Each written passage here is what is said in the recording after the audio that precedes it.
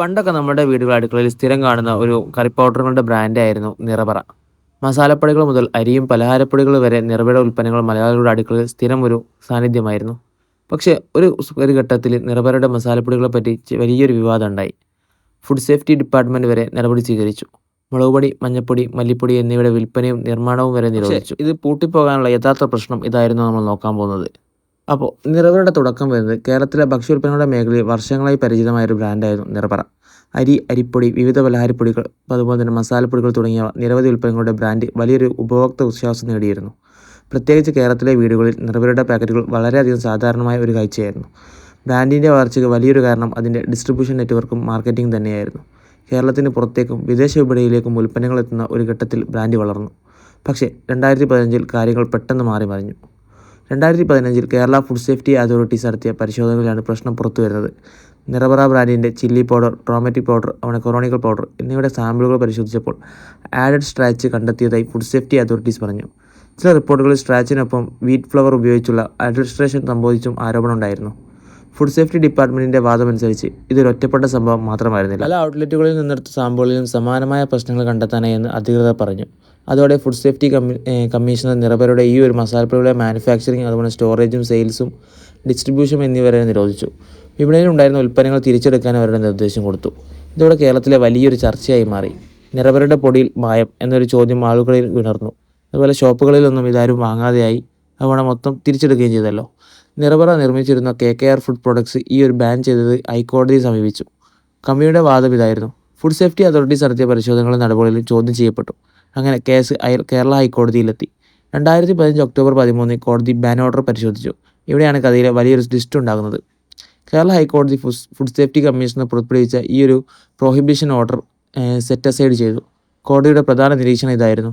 Food safety act പ്രകാരം ഇത്തരത്തിലുള്ള emergency prohibition ഏർപ്പെടുത്താൻ ഹെൽത്ത് റിസ്ക് പോലുള്ള സാഹചര്യം ആവശ്യമാണ്. കോടതി പരിഗണിച്ച സാഹചര്യത്തിൽ ആരോപിക്കപ്പെട്ട എക്സ്ട്രേനിയസ് മാറ്റർ മനുഷ്യാരോഗ്യത്തിന് അപകടകരമാണ് എന്ന് കണ്ടെത്തിയിട്ടില്ലെന്ന് ചൂണ്ടിക്കാട്ടി. അതുകൊണ്ട് മാനുഫാക്ചർ, സ്റ്റോറേജ്, സെയിൽ, ഡിസ്ട്രിബ്യൂഷൻ എന്നിവയ്ക്ക് ബ്ലാങ്കറ്റ് പ്രൊഹിബിഷൻ ഏർപ്പെടുത്തിയത് നിയമപരമായി നിലനിൽക്കുന്നത് കോടതി വ്യക്തമാക്കി. അതേസമയം ഇതിൻ്റെ അർത്ഥം നിറപറയിൽ അഡൾട്രേഷൻ നടന്നിട്ടില്ല എന്നല്ല. അതായത് കോടതി പ്രഖ്യാപിച്ച് നടന്നിട്ടില്ല എന്നല്ല. ഇത് വളരെ പ്രധാനപ്പെട്ട ഒരു കാര്യമായിരുന്നു. കോടതി പ്രധാനമായും ചോദ്യം ചെയ്തത് ഈ ഒരു പ്രത്യേക രീതിയിലുള്ള ബാൻ ഏർപ്പെടുത്താനുള്ള ഫുഡ് സേഫ്റ്റി കമ്മീഷണറുടെ അധികാരവും നിയമപരമായ അടിസ്ഥാനവുമാണ്. കോടതി ഫുഡ് സേഫ്റ്റി അതോറിറ്റീസിന് സാമ്പിൾസ് എടുക്കാനും സ്റ്റാൻഡേർഡ്സ് പാലിക്കുന്നുണ്ടോ എന്ന് പരിശോധിക്കാനും നിയമപരമായി മറ്റ് നടപടികൾ സ്വീകരിക്കാനും അവസരം തുറന്നു വെച്ചു.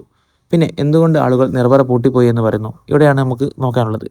ഇവിടെയാണ് പലപ്പോഴും സോഷ്യൽ മീഡിയ കഥകൾ കൺഫ്യൂഷൻ ഉണ്ടാക്കുന്നത്.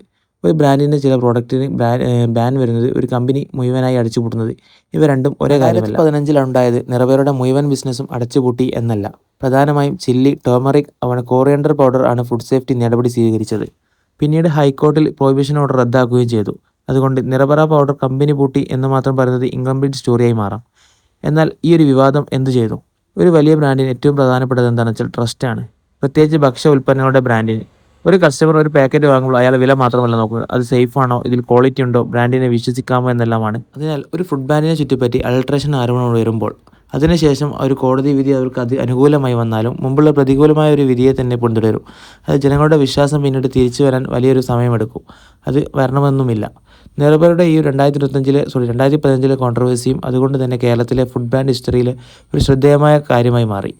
ഇന്ന് പലരും ഈ സംഭവത്തെ പറയുന്നത് നിറപറയുടെ പൊടിയിൽ വിഷം കണ്ടെത്തി, അതുകൊണ്ട് കമ്പനി പെർമനൻ്റ്ലി അടച്ചുപൂട്ടി എന്ന രീതിയിലാണ്. അത് ശരിയായ രീതിയിലുള്ള വിവരണമല്ല. 2015 ഫുഡ് സേഫ്റ്റി ഡിപ്പാർട്ട്മെൻറ്റ് ആഡഡ് സ്ട്രാച്ച് കണ്ടെത്തിയതായി പറഞ്ഞ് നടപടിയെടുത്തു. എന്നാൽ പിന്നീട് കേരള ഹൈക്കോടതി ആ ഒരു സ്പെസിഫിക് പ്രൊഹിബിഷൻ ഓർഡർ റദ്ദാക്കി. അതിനാൽ വീഡിയോയിൽ സെൻസേഷണലായി പറയുന്നതിനേക്കാൾ നിറപറയുടെ മസാലപ്പൊടികൾക്കെതിരെ അഡൾട്രേഷൻ ആരോപണം ഉയർന്നു വന്നു.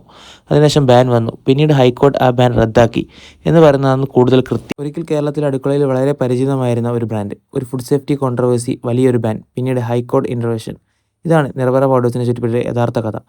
പക്ഷേ ചോദ്യം ഇപ്പോഴും ബാക്കിയുണ്ട്. ഒരു ബ്രാൻഡിൻ്റെ വളർച്ചയേക്കാൾ വേഗത്തിൽ അതിൻ്റെ റെപ്യൂട്ടേഷൻ തകർക്കാൻ കഴിയുമോ? ഫുഡ് ഇൻഡസ്ട്രിയിൽ ക്വാളിറ്റി മാത്രമല്ല, കൺസ്യൂമർ ട്രസ്റ്റ് കൂടിയാണ് ഏറ്റവും വലിയ അസറ്റ്. അത് നഷ്ടപ്പെട്ടാൽ ഒരു ബ്രാൻഡിന് തിരിച്ചു വരാൻ കുറച്ച് ബുദ്ധിമുട്ടുണ്ടാവും. നിറപറയുടെ കഥ അതിൻ്റെ ഏറ്റവും വലിയ ഉദാഹരണങ്ങൾ.